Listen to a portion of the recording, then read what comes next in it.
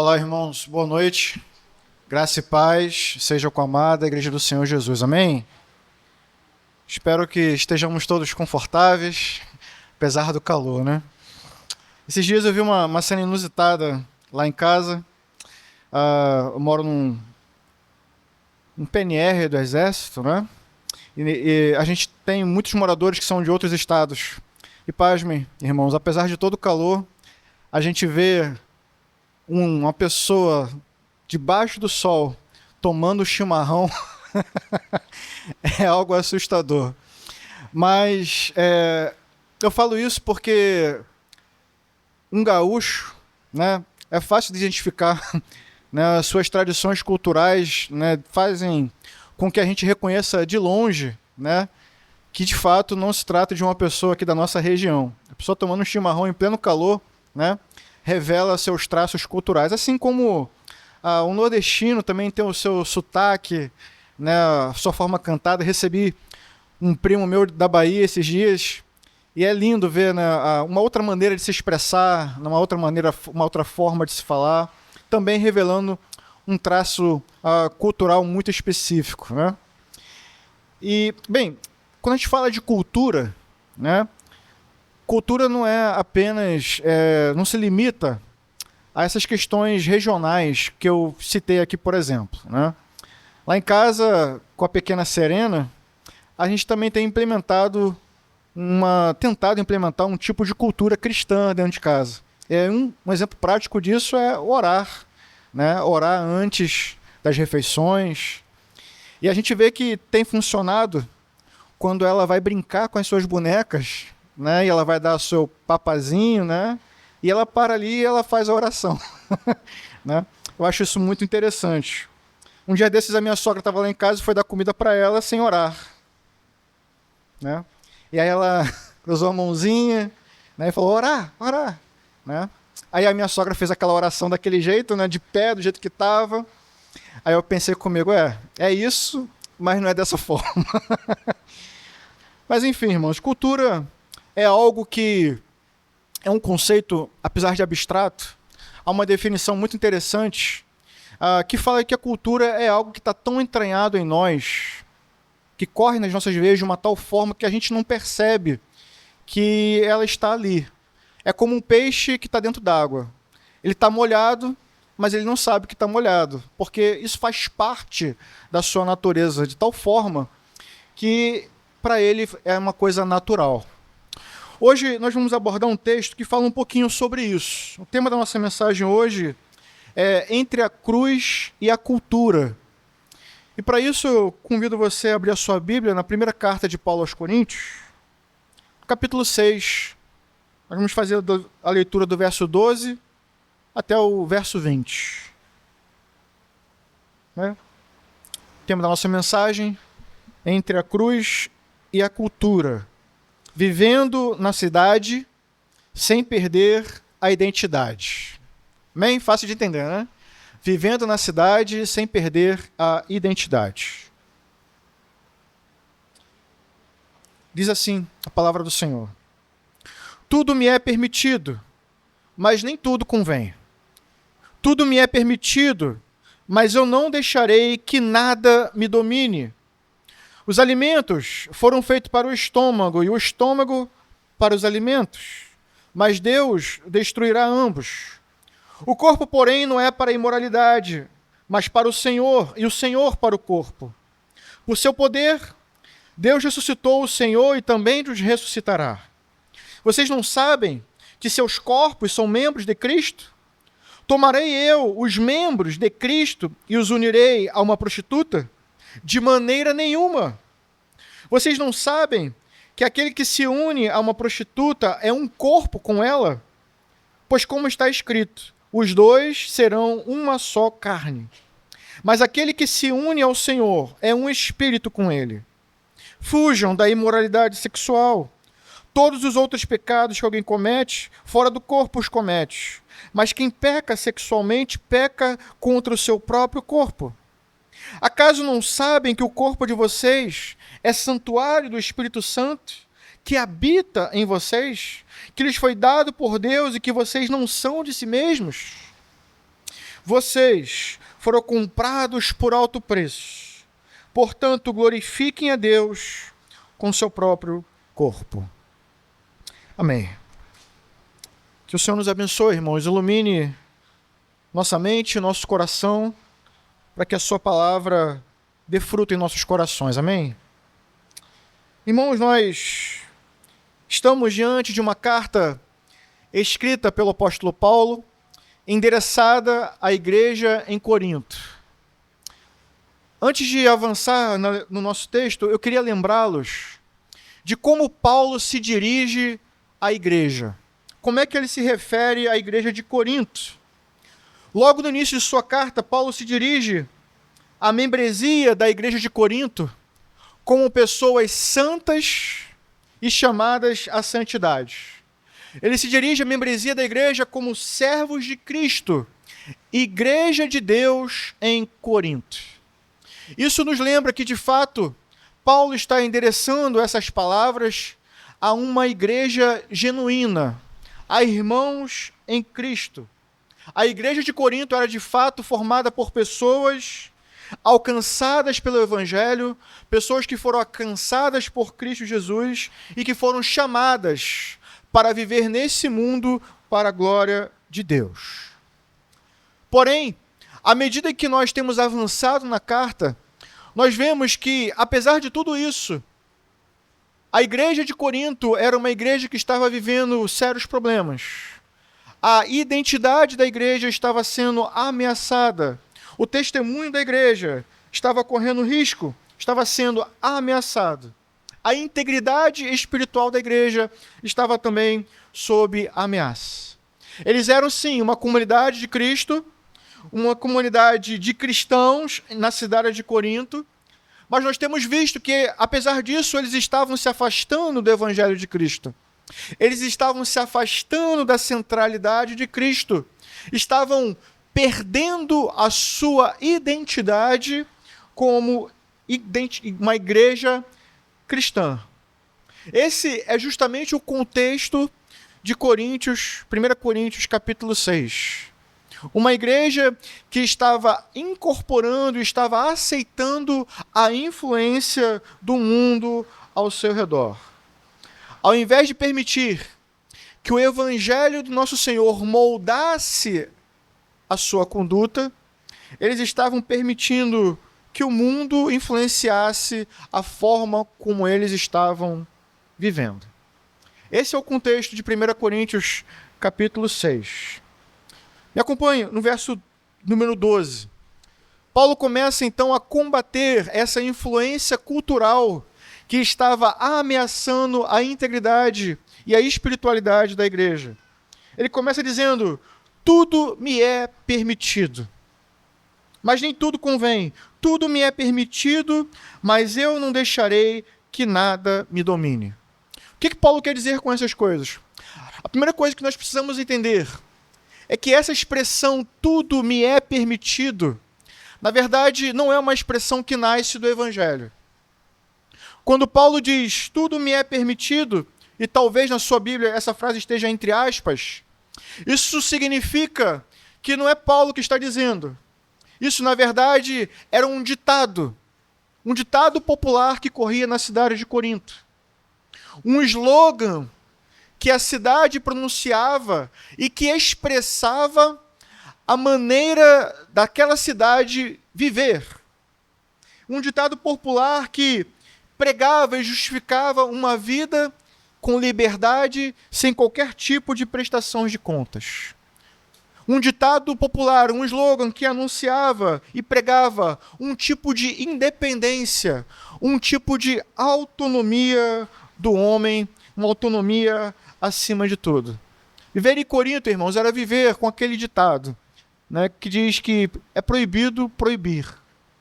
É proibido proibir. Era dessa maneira que as pessoas viviam na cidade de Corinto. O grande problema, irmãos, é que essa filosofia não ficou apenas fora da igreja. Ela começou a ser incorporada pela igreja, começou a ser aceita e defendida dentro das portas da igreja.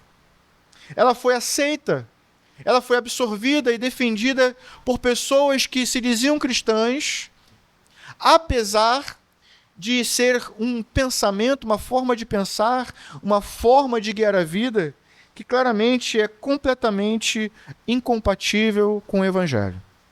Por isso, Paulo ele começa a combater essa filosofia secular que estava se infiltrando na igreja. Então, as pessoas estavam dizendo, olha, tudo me é permitido. Eles ensinavam que liberdade, na verdade, é fazer tudo o que se deseja. Mas Paulo começa a combater esse tipo de raciocínio dizendo, olha, na verdade não é bem assim. Nem tudo convém. Liberdade não é, na verdade, você fazer tudo o que se deseja. Isso, na verdade, é escravidão. Escravidão da vontade, escravidão dos desejos. O que Paulo começa a ensinar aqui é que a verdadeira liberdade está em não ser dominado por nada, inclusive pelos próprios desejos. O que Paulo começa a mostrar aqui é que a autonomia para fazer tudo o que se deseja não é liberdade, é escravidão. A verdadeira liberdade não está em ter licença para pecar à vontade, mas no poder de viver em santidade. É isso que Paulo começa a ensinar aqui. Veja, me acompanhe, abra sua Bíblia em Romanos, capítulo 6. A partir do verso 11, o apóstolo Paulo explica para a gente o verdadeiro conceito de liberdade. Romanos 6, verso 11 diz assim: considerem-se mortos para o pecado, mas vivos para Deus em Cristo Jesus. Portanto, não permitam que o pecado continue dominando os seus corpos mortais, fazendo com que vocês obedeçam aos seus desejos. Não ofereçam os membros do corpo de vocês ao pecado como instrumentos de injustiça. Antes, ofereçam-se a Deus como quem voltou da morte para a vida. Ofereçam os membros do corpo de vocês a Ele como instrumentos de justiça. Mais uma vez, a verdadeira liberdade não significa uma licença para pecar, mas poder para viver nesse mundo em santidade. Qualquer prática, entenda isso, qualquer prática que escraviza o seu coração não pode ser chamada de liberdade. Isso não condiz com o Evangelho do nosso Senhor Jesus Cristo. E veja, por mais que seja aceito em nossa sociedade, por mais que a cidade considere como normal, o povo de Deus, o povo de Cristo, não pode naturalizar aquilo que a Bíblia chama de prática pecaminosa. O versículo 13 nos coloca diante de um outro ditado popular, que nos mostra de maneira ainda mais clara como a cidade que ele estava entrando dentro da igreja, como a cultura da cidade estava afetando a igreja. Me acompanhe no verso 13. Ele diz, os alimentos, isso aqui na verdade é um ditado da cidade. Os coríntios diziam, os alimentos foram feitos para o estômago e o estômago para os alimentos, mas Deus destruirá a ambos. Vejam, na cidade de Corinto, irmãos, haviam duas grandes filosofias que influenciavam a vida na cidade. A filosofia gnóstica e a filosofia hedonista. Os gnósticos diziam, na verdade, eles desprezavam o corpo. Eles dividiam a vida naquilo que é espiritual e aquilo que é material. De forma que aquilo que é espiritual, para eles tinha algum valor. Mas a vida material, a carne, o corpo, o mundo, eles levavam como coisas desprezíveis e sem valor. Por outro lado, os hedonistas, eles diziam que o corpo era algo também sem importância espiritual e tudo que acontecia no corpo era sem importância. O que é importante a gente entender aqui? Que juntas, essas duas maneiras de ver a vida faziam com que o corpo fosse esvaziado de sentido, esvaziado de significado, e o que acontecia no corpo não tinha assim tanta importância quanto as coisas espirituais. Era dessa maneira que os gnósticos, era dessa maneira que os hedonistas enxergavam as coisas físicas. Era dessa maneira que eles viam o corpo. O problema é que essa filosofia de vida abria caminho para que eles vivessem a vida de maneira despreocupada em relação ao corpo. Abria caminho para transformar uma suposta liberdade em libertinagem. E isso, irmãos, foi entrando dentro da igreja. Era muito comum na sociedade de Corinto que relações comerciais, né, fossem feitas, por exemplo, em um ambiente de jantar. E nesses jantares, muitas das vezes haviam festas sexuais. E pasmem, os cristãos da cidade de Corinto estavam aceitando isso como normal. Práticas imorais estavam sendo praticadas por crentes, porque a cultura da cidade estava sendo aceita pela igreja. Qual é a ideia por trás desse ditado? O alimento é para o estômago e o estômago é para o alimento. É dizer, em outras palavras, que as necessidades que temos em nosso corpo, elas devem ser supridas. Da mesma forma que o corpo precisa, que o estômago precisa de alimento, eles diziam, o corpo precisa também do sexo. E o sexo é para a satisfação do corpo. Paulo começa a corrigir isso, dizendo que não é bem assim. Nós não temos autonomia para utilizar o nosso corpo da maneira como bem entendemos. O que Paulo vai dizer é que não temos essa autonomia, não temos essa liberdade, e ele explica por quê. Porque diferente da filosofia gnóstica, o que a Bíblia nos ensina é que Deus criou o mundo. A Bíblia não faz uma distinção entre as coisas espirituais e as coisas materiais. Deus é o Senhor sobre as coisas espirituais, mas Ele também é Senhor sobre as coisas materiais. Deus criou o mundo, Deus criou o homem e colocou o homem aonde? No mundo. E desde o Gênesis, irmãos, desde o Jardim do Éden, o relacionamento entre o homem e Deus, entre Cristo e o seu povo, é um relacionamento que acontece no mundo. Portanto, a grande questão é viver no mundo que Deus criou a partir dos princípios que Deus estabeleceu. E, bem, não era bem isso que estava acontecendo em Corinto. Eles estavam vivendo no mundo a partir de uma lógica, a partir de um pensamento, de uma filosofia mundana e secular. Mas Paulo começa a lembrar, em primeiro lugar, que o corpo, o seu corpo, foi criado por Deus e para Deus. Veja o que ele diz no finalzinho do verso 13. O corpo, porém, não é para a imoralidade, mas para o Senhor.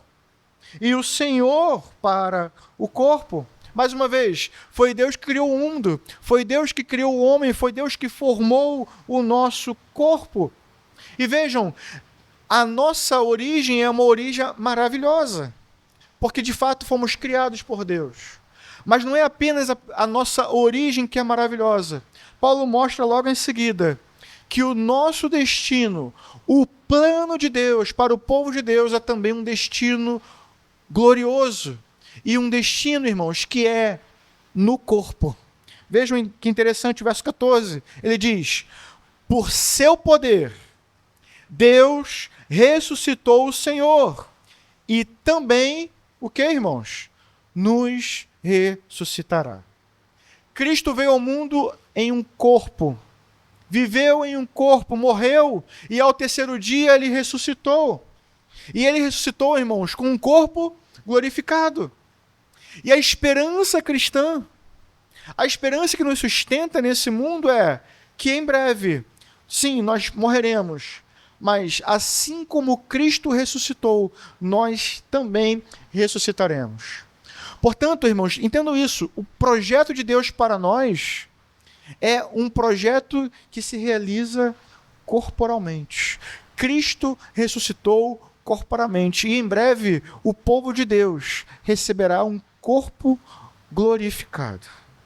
A esperança cristã é uma esperança corpórea. E isso, irmãos, tem implicações para a gente. Isso significa que, por estarmos unidos a Cristo, por aguardarmos essa esperança de glorificação futura, devemos viver hoje com essa perspectiva, com a nossa perspectiva redimida e alcançada pelo Evangelho de Cristo. O que é um cristão? O que é um cristão? Senão alguém que foi criado por Deus e para a glória de Deus, mas também alguém que é identificado com Cristo na sua morte e também identificado com Cristo na sua ressurreição. O que é o cristão, senão alguém que desde já, não apenas no futuro, mas hoje, é alguém que está unido a Cristo. Paulo mostra isso a partir do verso 15. Olha as implicações dessa união. Vocês não sabem? Seus corpos são membros de Cristo? Tomarei eu os membros de Cristo e os unirei a uma prostituta? Ele responde, de maneira nenhuma. Vocês não sabem, ele diz mais uma vez, que aquele que se une a uma prostituta é um corpo com ela? Pois como está escrito, vocês serão uma só carne. O que Paulo está fazendo aqui, irmãos? Paulo está resgatando princípios bíblicos. Paulo está citando as Escrituras para um povo cristão que esqueceu princípios fundamentais da Escritura.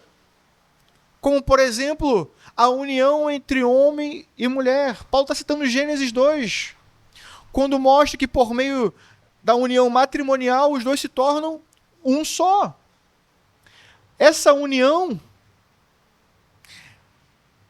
que é entre marido e mulher, e aponta para a união de Cristo com sua igreja, ela também pode ser manchada quando o cristão, apesar de unido a Cristo, se entrega à imoralidade sexual.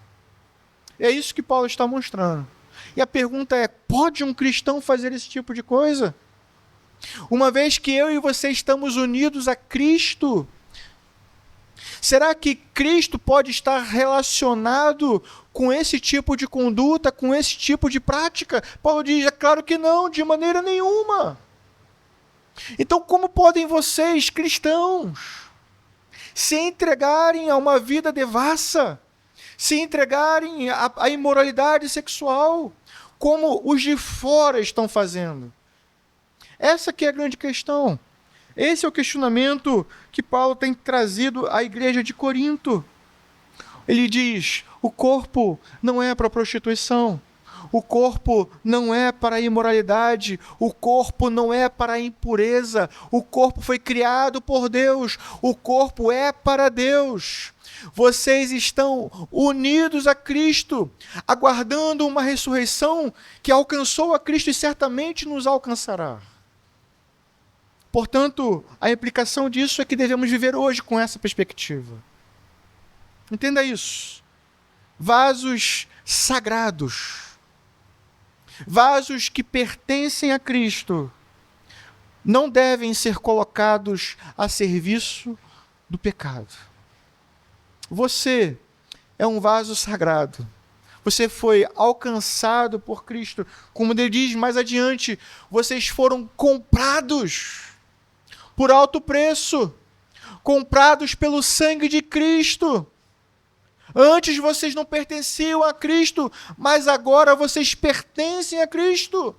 Foram comprados por um alto preço, é o que ele diz logo em seguida. Portanto, uma vez que vocês pertencem a Cristo, ele diz no verso 18, fujam da imoralidade sexual.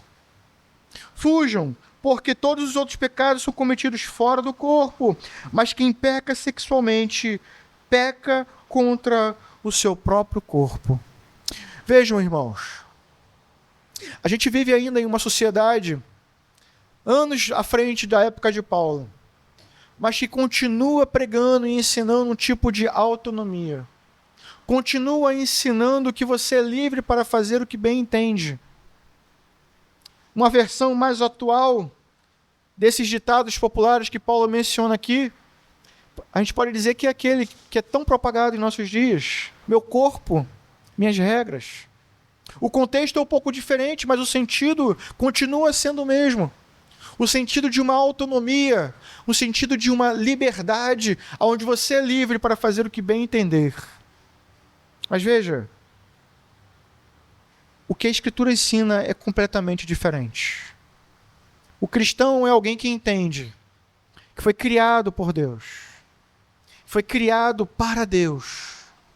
É alguém que entende o projeto de Deus para os nossos corpos, um projeto de glorificação. O cristão é alguém que entende que não pertence mais a si mesmo. Agora ele pertence a outro. Ele pertence a Deus, ele pertence a Cristo, porque ele foi comprado. Ele é servo de Cristo.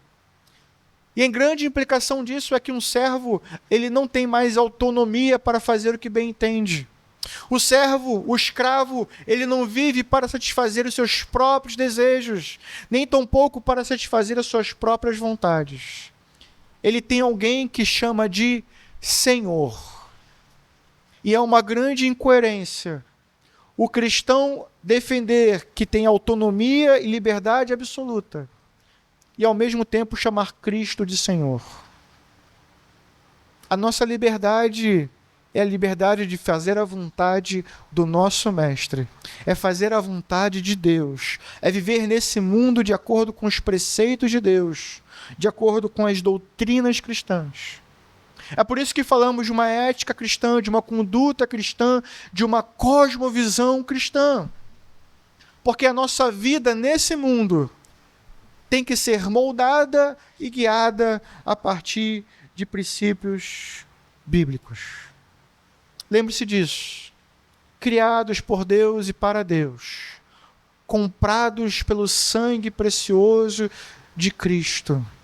E em terceiro lugar, irmãos, a habitação do Espírito Santo. Olha como Paulo termina a sua argumentação.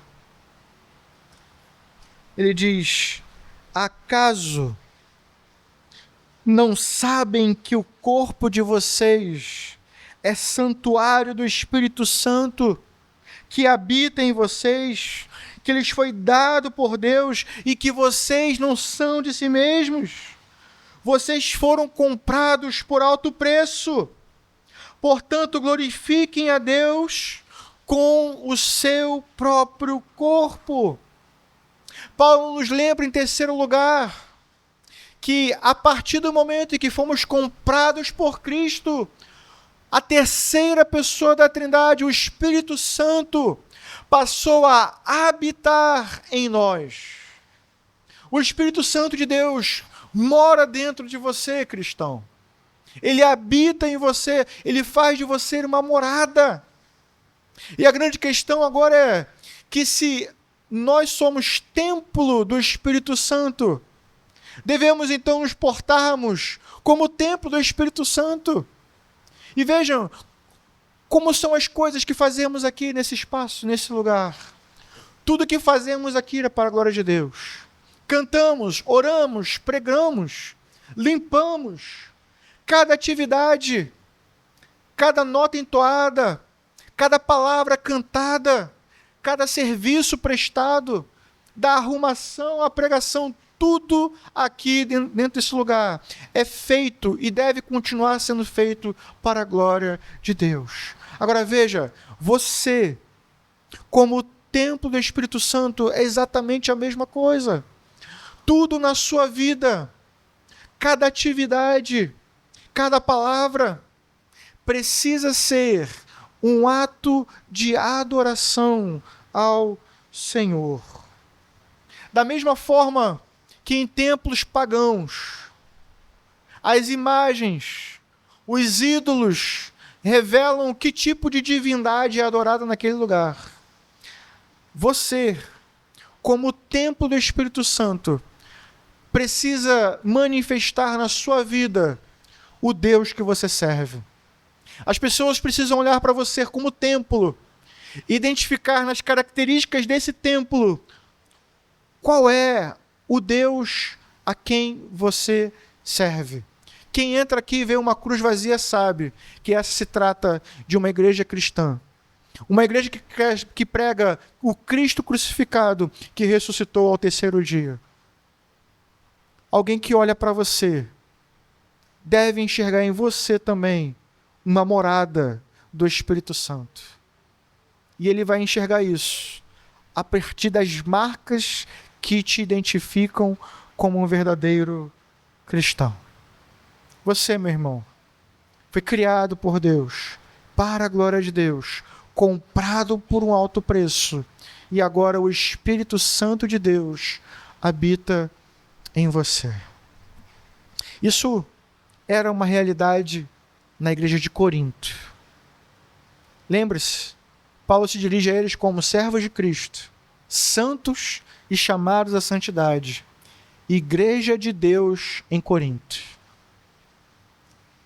Como pode uma igreja identificada dessa forma viver de uma maneira tão distante do Evangelho? Como pode uma igreja identificada com o Evangelho de Cristo, com um Deus que se identifica como Santo, Santo, Santo, viver no mundo da mesma maneira que vivem os ímpios? Viver dentro da igreja como os ímpios vivem na cidade? Paulo diz, isso não é possível. Isso é inconcebível ao cristão. Eu quero caminhar para o fim dessa mensagem pensando com vocês como isso é possível. E isso, irmãos, é uma realidade possível a partir do momento em que a igreja começa a se esquecer e se afastar do Evangelho. Isso se torna possível a partir do momento em que nós nos acostumamos tanto com a cultura ao nosso redor, que passamos a aceitar como normal aquilo que a Bíblia considera como pecaminoso. Veja, o problema dos coríntios, irmãos, não era ignorância cultural, era incoerência. Incoerência. Chamavam Cristo de Senhor, mas diziam que tinha liberdade para viver da forma como queriam. O texto que nós acabamos de ler nos lembra que práticas aceitáveis no mundo secular muitas das vezes podem ser aceitas também pelos crentes, consideradas como normal, mas isso não muda o fato de que elas continuam sendo destrutivas. Chamar Jesus de Senhor também deve implicar em submeter as nossas vontades às vontades do nosso Deus. O grande problema é que quando nós não pensamos teologicamente, somos moldados culturalmente. Quando a gente não passa a viver nesse mundo a partir de princípios bíblicos, passamos a viver no mundo influenciados por outros princípios. Quando não é a ética cristã que guia o crente no mundo, que tipo de ética, então, é essa que está nos guiando?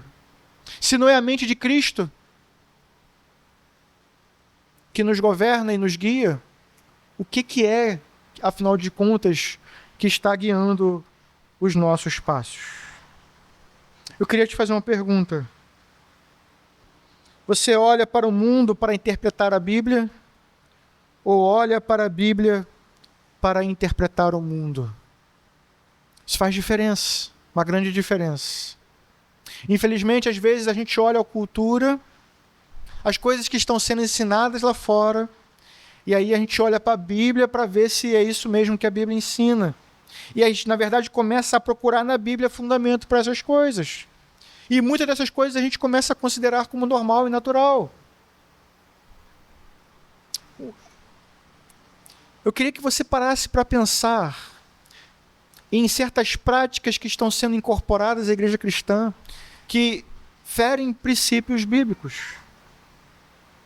Talvez você ache estranho um cristão fazendo um jantar e depois criando uma grande festa, uma grande orgia sexual. Mas eles se distanciaram de tal forma do evangelho que passaram a considerar isso normal. A pergunta é: quais coisas estão considerando como normal hoje que deveriam causar estranheza em nós? Irmãos, existem muitas coisas. Eu começo por algo que está se tornando cada vez normal no nosso meio. A quantidade de divórcios entre nós, de divórcios entre cristãos, coisa que devemos tratar mais à frente, ainda nessa carta. Mas o fato de que estamos aceitando com naturalidade e normalidade que duas pessoas alcançadas por Cristo, alcançadas pela graça e misericórdia do Senhor, não consigam viver com graça e misericórdia um para com o outro, é algo que deveria nos causar espanto. Mas estamos encarando com naturalidade. Pastorado feminino, ministério pastoral feminino, é outra coisa que estamos aceitando com naturalidade. Influência do feminismo na igreja. Mas práticas como essas estão sendo aceitas. Igrejas politicamente corretas, igrejas inclusivas, estão se tornando normal. E isso se deve ao fato de que a igreja está se afastando da centralidade do Evangelho, está se afastando da mensagem de Cristo. E quando isso acontece, irmãos, quando a Escritura passa a ser interpretada à luz da cultura, a igreja fica ameaçada. Portanto, é extremamente importante que a igreja do Senhor valorize o ensino doutrinário. É extremamente importante que você se interesse pelas Escrituras. É extremamente importante que você se interesse em aprender doutrina, porque é a doutrina que molda a nossa conduta. É a doutrina que molda a forma como lemos o mundo e como vivemos no mundo. Mas se nos faltar a doutrina, se nos faltar a lâmpada para iluminar os nossos pés e guiar a nossa conduta, então estaremos correndo um grande risco. Não negligencie o ensino das Escrituras. Não abandone a escola bíblica dominical. Não abandone os cultos. Porque quando a igreja negligencia o ensino, ela se torna extremamente vulnerável. Em último lugar, eu gostaria que você pensasse sobre a sua conduta no mundo. O que a sua conduta diz sobre a sua identidade? Na carta aos Gálatas, Paulo define a sua conduta com as seguintes palavras: fui crucificado com Cristo. Agora não vivo mais eu, mas Cristo vive em mim. É dessa maneira que eu e você precisamos nos identificar. Pessoas que foram criadas por Deus e para Deus. Pessoas que foram compradas por um alto preço. Pessoas em quem o Espírito Santo de Deus habita. Devem viver nesse mundo para a glória de Deus. Que todos nós possamos dizer como Paulo: agora não vivo mais eu, mas Cristo vive em mim. Eu quero finalizar fazendo uma leitura que se encontra na carta de Paulo a Tito, capítulo 2,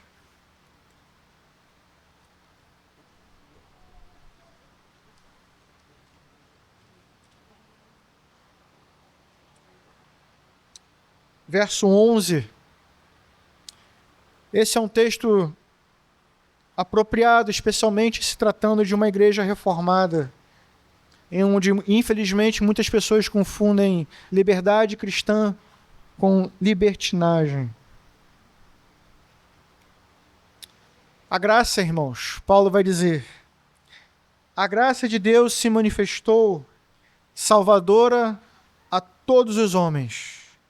E ela nos ensina a renunciar à impiedade e às paixões mundanas, e a viver de maneira sensata, justa e piedosa na era presente, enquanto aguardamos a bendita esperança, a gloriosa manifestação de nosso grande Deus e Salvador Jesus Cristo. Vejam, ele se entregou por nós, a fim de nos remir de toda a maldade e purificar para si mesmo um povo particularmente seu, dedicado à prática de boas obras. Eu queria terminar falando brevemente sobre essa graça que nós tanto anunciamos.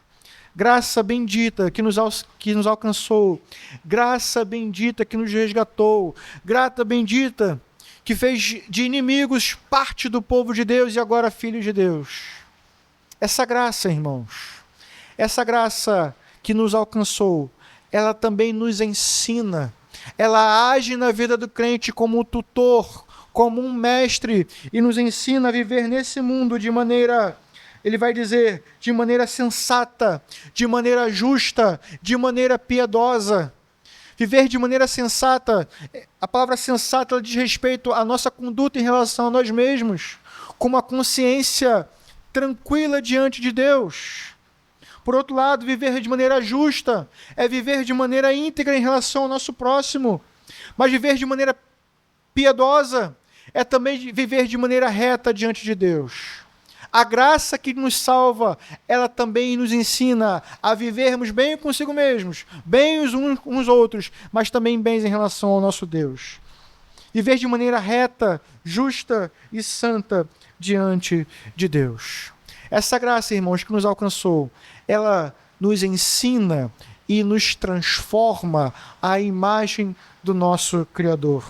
Vejam, ele se entregou por nós, a fim de remir para si um povo particularmente seu, dedicado à prática de boas obras. Esse é o chamado de Deus para nós. Eu e você fomos alcançados pela graça, e pela graça de Deus estamos sendo ensinados e transformados à imagem de Cristo. É como Paulo diz lá em Romanos 12, não vos amoldeis a este mundo, mas transformai-vos pela renovação do vosso entendimento. Que a mente de Cristo habite ricamente em vocês e que mediante isso vocês possam viver nesse mundo para a glória de Deus. Quero te convidar a orar nesse momento.